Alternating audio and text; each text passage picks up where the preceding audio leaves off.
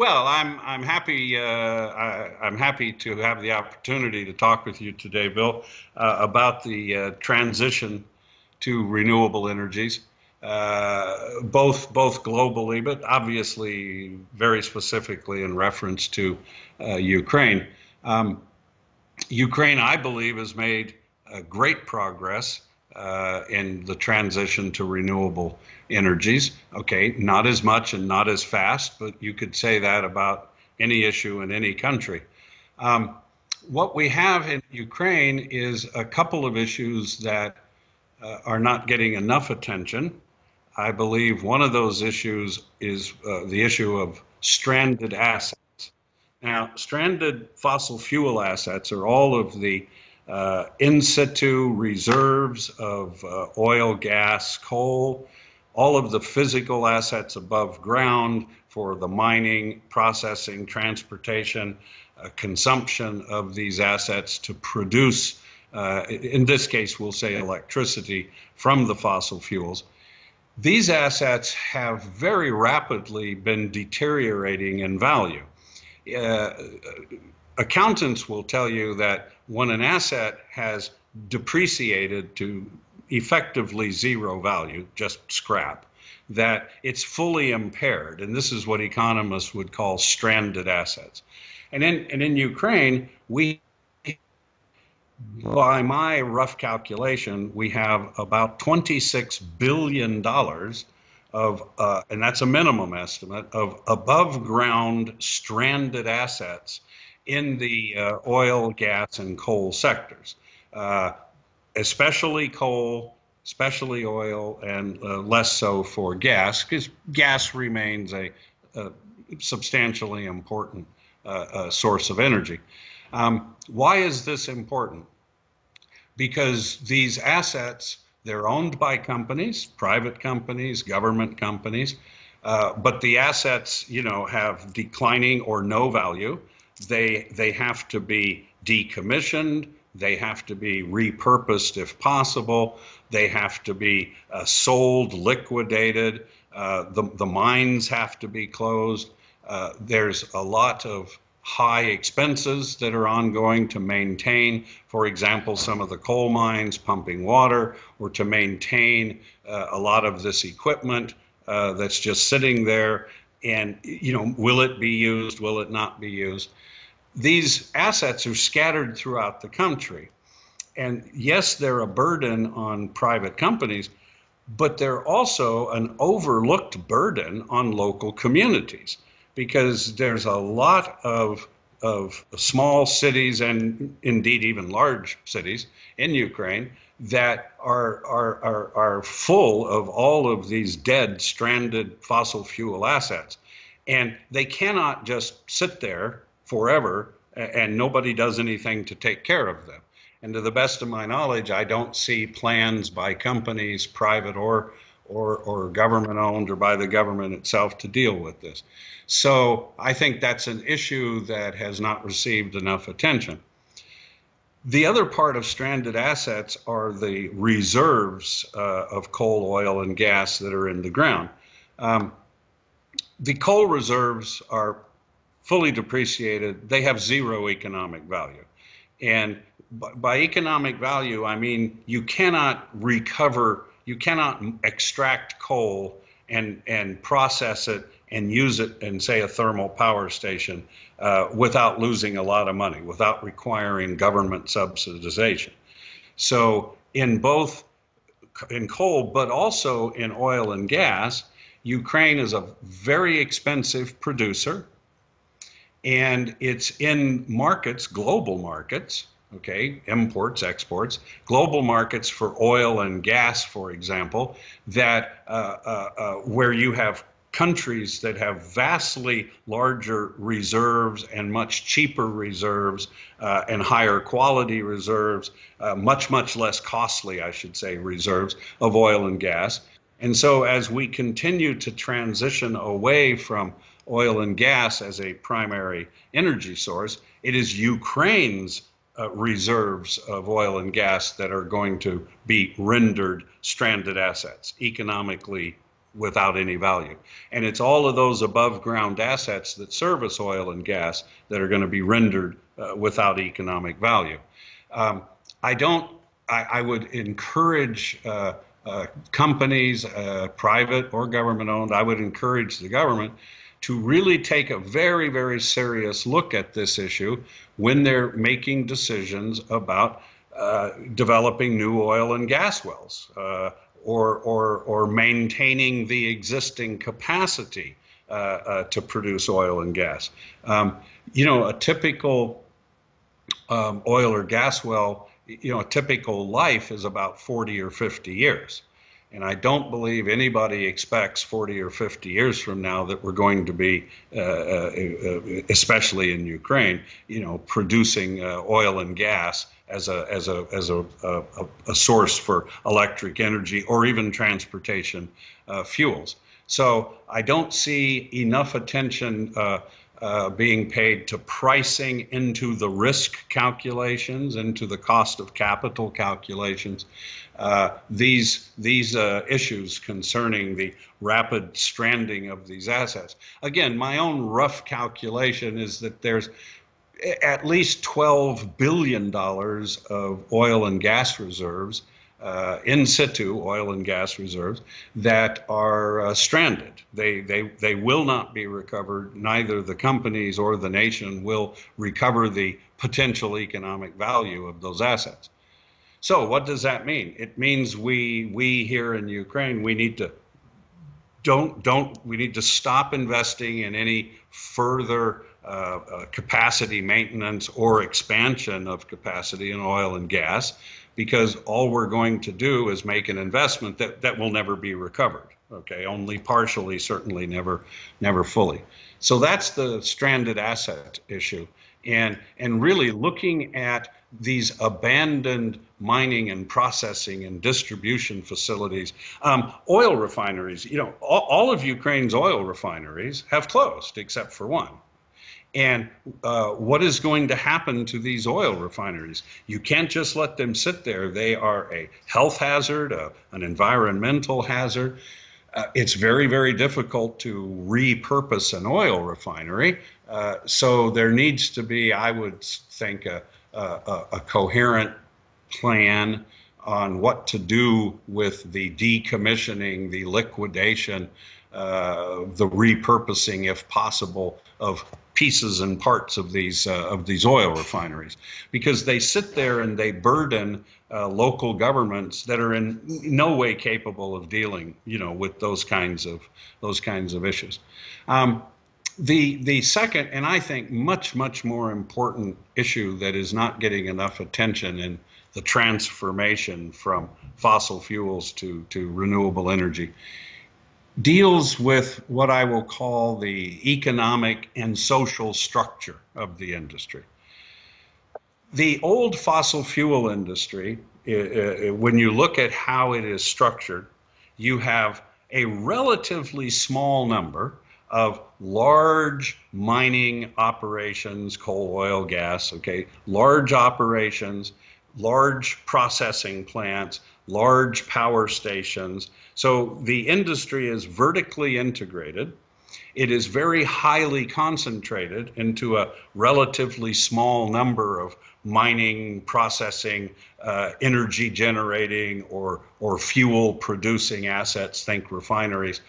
And that structure everywhere in the world, but especially in countries like Ukraine, leads to a concentration of ownership, almost a natural oligopolistic concentration of ownership and the economic wealth and power that comes with that. Now, the distribution system is a natural monopoly. A lot of countries face that. You have a national grid, it's a national monopoly. So it tends to be government owned, tends to be regulated. In Ukraine, we have these oblenergos that have been privatized, and we've had a lot of the old fossil fuel concentrated, vertically integrated assets privatized.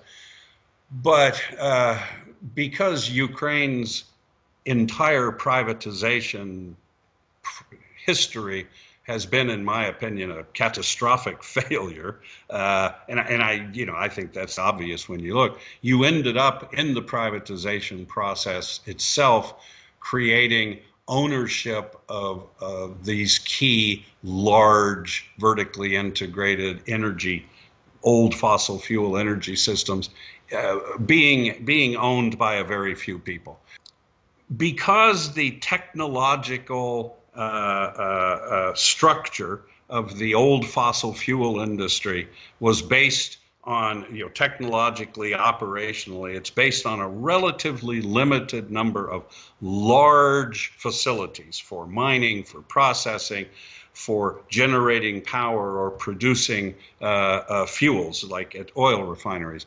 So technologically, economically, operationally, the old fossil fuel industry had a natural tendency towards oligopoly. Now, the role of government, I would think, should always be to get in and try to, reduce oligopolistic, concentrated economic power, especially in something as fundamental as the energy sector, because in any country, too much economic power always leads to inordinate political influence. Now, Ukraine's issue was compounded by the really catastrophic failure of its privatization process. And the way in which the major energy assets of the nation, mines, processing, distribution, power generation, oil refineries, even the distribution of electricity, the way in which privatization was conducted really created and very, very much helped to create an old fossil fuel oligopoly structure, because the ownership of these key assets, fundamental to the nation, these key assets ended up in a relatively small number of hands, and we've all seen that's problematic. Okay, so here's what's important now. As we make a transition from fossil fuels to renewable energy, and let's take solar as a perfect example. It applies to wind, what I'm going to say, but it really applies to solar. Solar electric energy is the exact opposite of the old fossil fuel industrial structure, because where fossil fuel is vertical, solar is horizontal. There is no limit to there's virtually no limit to the number of solar generating sites. There's the limits on location are not that severe. So you can spread fossil fuel generation, you can spread solar energy generation, and very, very broadly, geographically very broadly. Much more importantly, the old fossil fuel energy sector required a very large scale in order to be economically viable. Large thermal power stations, for example. But solar is scalable, okay? And fossil fuel is not, but solar is scalable. You can have a single house with solar panels on its roof that operates independently for its electricity off-grid, or you can have a group of 20 houses or 200 houses, or an entire small village, small town that are linked together by a microgrid. And well, there's no entrance barriers unless the government wants to create them. Precisely. There's a difference between, setting up a coal mining, processing, and coal-fired power station. There's a difference in financial scale and operational scale than taking a small community of 20 homes and linking them up in a microgrid. Okay, you do have to make an upfront capital investment, but as we have seen, the cost of solar now is cheaper than any fossil fuel source anywhere in the world. That's a done deal. So the costs are there. The financing is there, especially if the government takes an active role in helping to facilitate, community-based financing for these micro-scale projects. And you have to have an appropriately scaled battery system for storage, okay? But here's the economic and social key. In the old fossil fuel regime, you had suppliers and consumers. That's it. But now in solar, if you're depending on solar for electric power, I can be in my house or in my village microgrid, I can be both a consumer of electricity and a supplier of electricity. That changes the whole dynamic. And it, in effect, democratizes the electric energy industry. So instead of being dependent upon one national grid and maybe one thermal power station that is servicing this part of the country, and that's under the control of, say, a single company, or it's under the control of a single government ministry, and my, shall we say, bargaining power is like zero, that creates a social dynamic. And it quite frankly, it's an uncomfortable social dynamic. Now, if I take 20 houses like here in my village and we link ourselves up in a solar microgrid, we can operate independently off the grid as long as we have, the appropriate grid and storage, which is financially achievable. We can sell any excess that we have, as long as the government allows this, facilitates this properly. We can sell excess electric energy to the grid. So we are now suppliers and buyers. Changes the whole dynamic very, very much. And it does indeed democratize the ownership. More importantly, it democratizes the control. Now, obviously, there are some forces in Ukraine who would like to see the renewable energy remain concentrated in the hands of relatively small number of producers who can benefit from that. But for the development of the nation as a whole, the government needs to really be looking at how to support a broad-based adoption of microgrids. Now, let me be very clear. It is impossible for all of Ukraine to operate, to get all of its electric energy needs off of solar microgrids, okay? There is a very important need for utility scale projects that we have seen getting built. And these projects, they're very large and they're very necessary, because we have demand for electricity is rising, okay, and so we're constantly chasing a moving target when it comes to, say, self-sufficiency and green energy. So you need the very large utility scale projects, but you don't want your new renewable energy sector to be completely dominated by only large scale solar and wind. There needs to be a proper balance, and we're seeing this play out very effectively in the business sector. In Ukraine, there's a number of large agribusiness companies that own and are building, as we speak, very large oil plants to take, say, sunflower and create sunflower oil. And then they are using, say, the sunflower husks in order to generate their own energy. We're seeing industrial companies or shopping centers and commercial office buildings essentially making themselves an independent microgrid. So we're seeing that kind of a technological economic shift, and I would strongly encourage the government to promote that. But the government is not necessarily needed to promote the industrial adoption of microgrids, at an oil crushing plant or at a commercial office building. But there is a very important, very necessary role for the government to get involved in helping to promote the household-based village-based, small town-based, small city-based development of microgrids, because that's going to require some government involvement, not necessarily financial assistance, but some government involvement.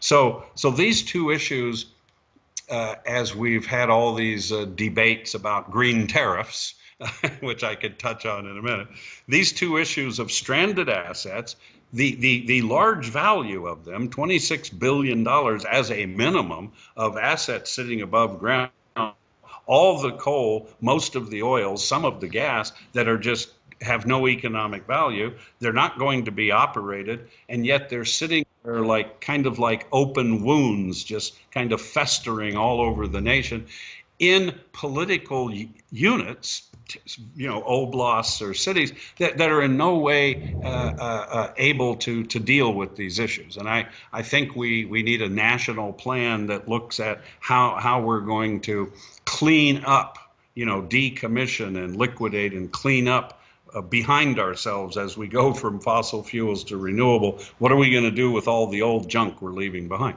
And then this issue of democratization of electricity supply. Everything I said about solar applies to wind, and solar is more important in the grand scheme, and it's more scalable to the micro and up to the macro than wind.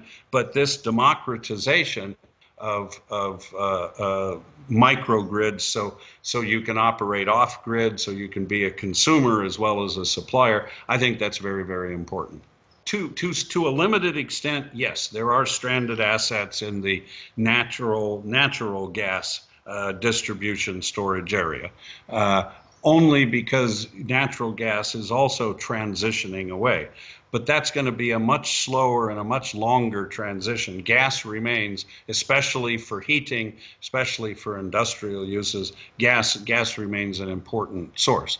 But the transition in Ukraine from the old fossil fuel based energy sector to renewables in many ways is a tremendous success story. And of course, there's been some problems, but that's normal. First, let's look at the success story part. When the government created I don't want to say the word scheme. When the government created an investment mechanism whereby investors and producers of green energy were guaranteed a tariff. And it was a very generous tariff. It was a well above market tariff. And they were guaranteed that tariff. They were also given complete coverage for any financial foreign exchange risk, because the tariff was fixed in euros and in paid hryvnia equivalent of those fixed euro prices. So the offer domestically and internationally was extremely generous. Some would offer unsustainably over generous, but it was at least extremely generous, and it was taken up by companies from Europe, by local companies, and there has been an enormous increase in solar and wind power. It's hard to quote exact numbers because they change all the time. But a few years ago, Ukraine probably had less than a gigawatt of green energy, solar, wind, and it's got now probably upwards of 6 gigawatts of capacity in solar and wind, an absolutely exponential increase. And what we have seen in Ukraine from the domestic investors, domestic producers, is that we're up to the task over here. These projects are not easy. They are very large, very sophisticated technological, engineering, economic projects, and the Ukrainian market participants have done a superb job. The European market participants have done a superb job. And so even though renewable might be, it's hard to, again, these percentages, maybe it's 8% of total, maybe it's 10, hard to say. But because growth is an exponential factor, if you've got renewable energy capacity growing in Ukraine at a much faster rate than capacity in fossil fuel industry, and there basically is no growth in the fossil fuel sector, okay, with the exception of, say, converting some power station units from coal to gas, but that's just a shift. That's not an increase in capacity. So because growth is exponential, and you've got an exponential rise in the addition to renewable energy capacity, you look out 10 or 20 years, and Ukraine is going to get to a point where a very high percentage, certainly a majority, maybe a very high percentage of its total energy, especially electric energy, is going to be provided by renewable sources. Now, the issue of the tariff has been a big arguing point here over the last 6-9 months, because, you know, nothing in life ever works out perfectly. The government introduced a new mechanism for managing these the electricity market last year. There's been problems. It hasn't functioned as well as it should. But, you know, these things take time. The government did not budget enough money. Now, this is a crucial point. If the typical, again, I'm going to use general numbers here for the point of making some economic relationship comments.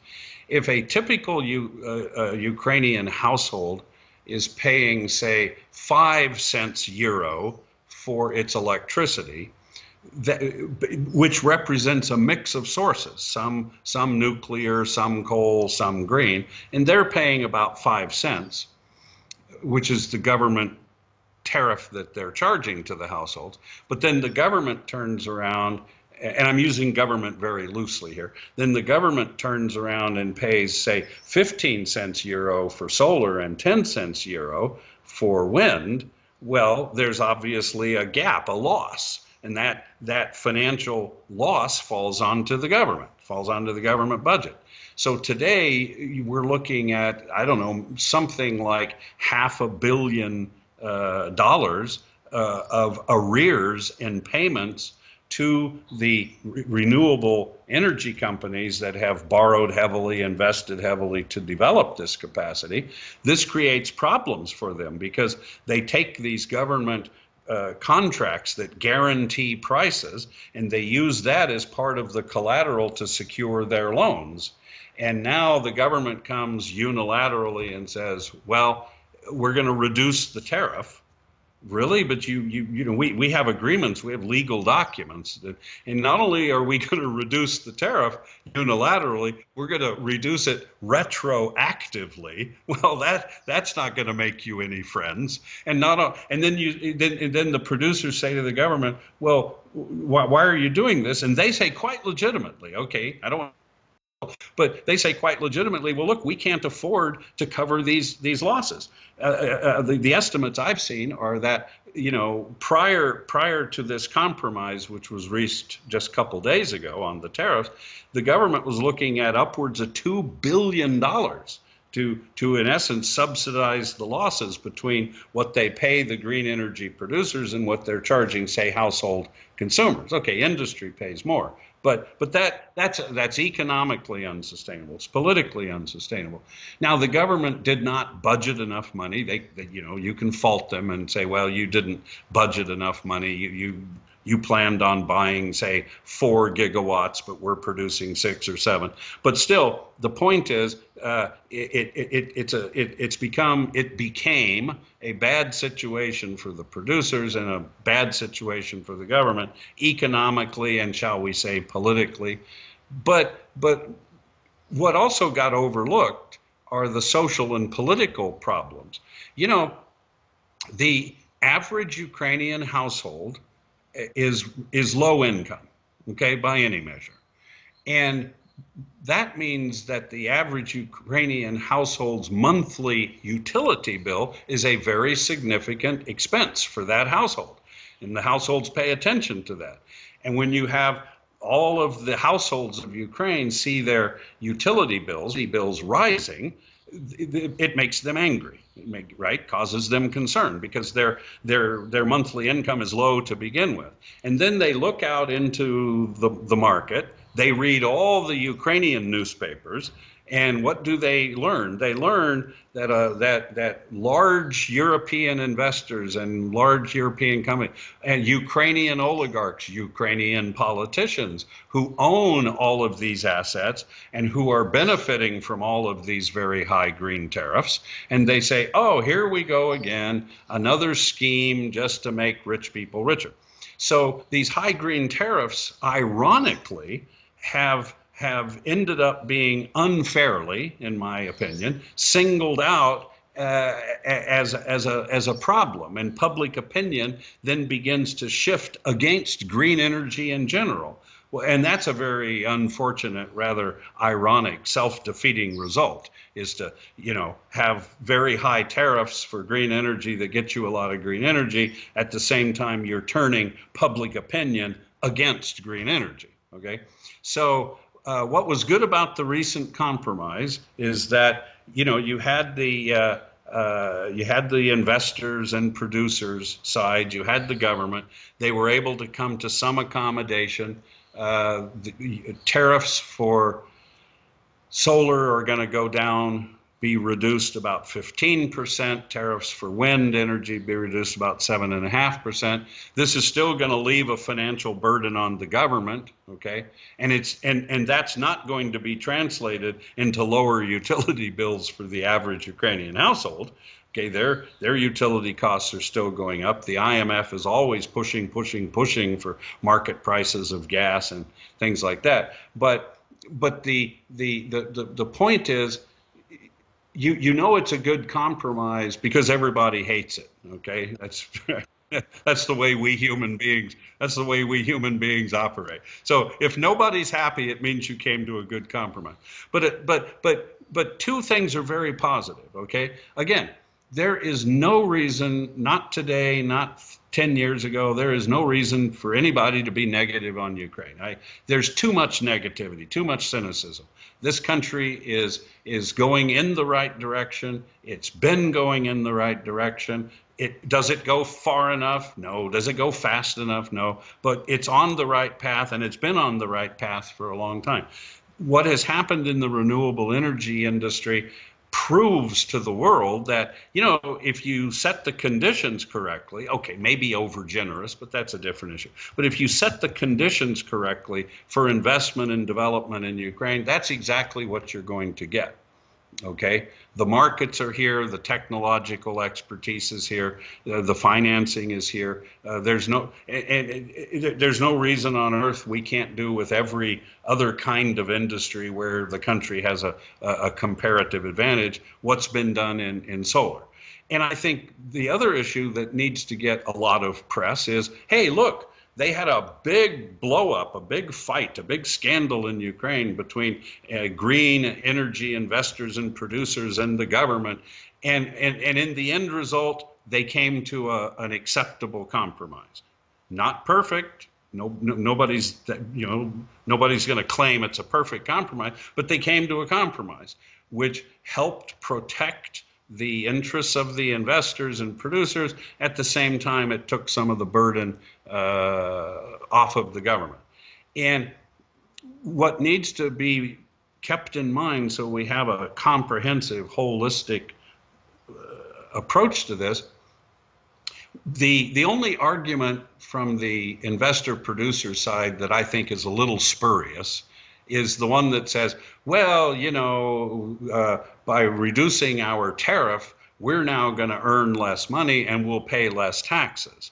And it's like, well, yeah, but, we can't have a situation where one side gains and gains and gains, and the other side, in this case, the government, or the consumers of energy are losing in order to subsidize your gains. Okay, there's been a little bit of zero-sum game thinking here, And so to see the compromise, I think, is a very good thing. Each side lost something, each side gained something. So I think that's good. And I think it speaks well for the political climate in Ukraine. I think it speaks well for the economic climate in Ukraine. Ukraine cannot be excelling as it is recently in green energy development. It can't be magnificently exceeding in agricultural development, or be IT. I mean, just literally an explosion of investment and world-class development in IT and aerospace, right? And you cannot look at Ukraine and say, oh, things look good in aerospace, things look brilliant in IT. Wow, things are extremely impressive in agriculture, agribusiness, and look at what's happening with the rapid increase in renewable energy capacity, and then come to the conclusion that somehow Ukraine is economically and politically unstable and you shouldn't invest there. So, I mean, let's not focus on some of the failures. Let's focus on the successes. So that would be my Chamber of Commerce promotion.